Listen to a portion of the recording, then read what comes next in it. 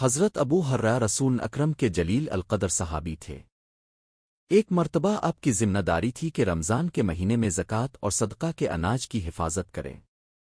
ایک رات اب پہرا دے رہے تھے کہ ایک شخص چپکے سے آیا اور اناج لینے لگا۔ حضرت ابو ہرہ نے فوراً اس کو پکڑ لیا اور کہا، اللہ کے رسول کی امانت چرا رہے ہو، اب تمہیں نبی کے پاس لے جاؤں گا۔ وہ شخص رونے لگا اور کہنے لگا، میں بہت غریب ہوں، میرے بچے بھوکے ہیں، مجھے چھوڑ دو۔ حضرت ابو ہرہ کو اس پر رحم آیا اور انہوں نے اسے چھوڑ دیا۔ اگلے دن نبی نے فرمایا، ابو ہریرہ، تمہارے پاس کل رات قیدی آیا تھا، کیا کیا؟ انہوں نے پورا واقعہ بیان کیا۔ نبی نے فرمایا، وہ پھر آئے گا۔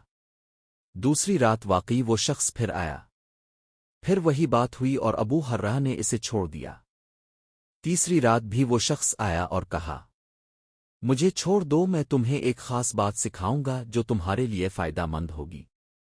اس نے کہا، جب تم سونے لگو تو آیت الکرسی پڑھ لو، اللہ تعالیٰ تمہاری حفاظت کے لیے ایک فرشتہ مقرر فرما دے گا، صبح تک شیطان تمہارے قریب نہیں آئے گا۔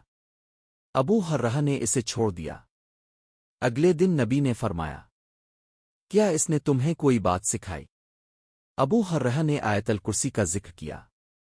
نبی نے فرمایا، اس نے سچ کہا حالانکہ وہ بڑا جھوٹا ہے، وہ شیطان تھا۔